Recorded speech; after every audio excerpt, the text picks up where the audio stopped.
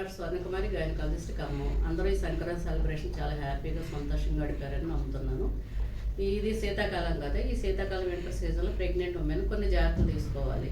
అవేంటంటే ఈ సీజన్ మొత్తం కూడా చాలా వరకు గోరువెచ్చని నీళ్ళు తాగడం మంచిది. ఫ్రిడ్జ్ వాటర్ మ్యాక్సిమం అవాయిడ్ చేయండి. అలాగే ఫుడ్ విషయంలో అయితే ఫ్రెష్గా కుక్ చేసిన ఫుడ్డే తీసుకోండి. కొంతమంది ఏం చేస్తారంటే స్టోర్ చేసిన ఫ్రిడ్జ్లో ఉన్నది మళ్ళీ తీసి వేడి చేసుకుని తింటూ ఉంటారు. అస్సలు కరెక్ట్ కాదు అది. అలాగే ఎక్కువగా ప్రయాణాలు ఎంత మానేస్తే అంత మంచిది. కొన్ని కంపల్సరీ తప్పక వెళ్ళాల్సిన కండిషన్స్ ఏమైనా ఉంటే కనుక ఆ ప్రయాణంలో సెపరేట్ వాటర్ తీసుకెళ్ళటం, తర్వాత స్వెటర్ కానీ మఫ్లర్ కానీ తీసుకెళ్ళటం మంచిది.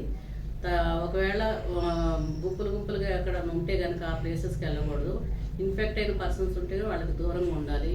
ఎందుకంటే ఈ వైరల్ ఇన్ఫెక్షన్స్ ఒకరి నుంచి ఒకరికి తొందరగా స్ప్రెడ్ అవుతూ ఉంటాయి. దీనివల్ల చాలా నష్టాలు మదర్కి ఉంటాయి, బిడ్డకి ఉంటాయి. కాబట్టి ఇన్ఫెక్షన్ ఉన్న పేషెంట్లకు దూరంగా ఉండటం మంచిది. ఒకవేళ ఈ ప్రెగ్నెంట్ ఉమెన్ ఏమన్నా ఇన్ఫెక్ట్ అయితే కనుక వాళ్ళు ఏంటంటే ఐసోలేట్ అయిపోవాలి.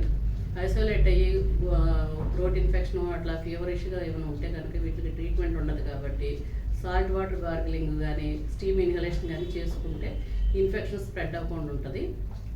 తప్పక ఈ చిన్న జాగ్రత్తలు ఈ చిట్కాలు పాటిస్తే కనుక లైఫ్ లాంగ్ వచ్చే ప్రాబ్లమ్స్ ఎనామిలీస్ కానీ అబార్షన్స్ అయ్యి ప్రెగ్నెంట్ కాకపోవడం కానీ ఇలాంటి జీవితాన్ని బాధ పెట్టే ప్రాబ్లమ్స్ నుంచి తప్పించుకోవచ్చు.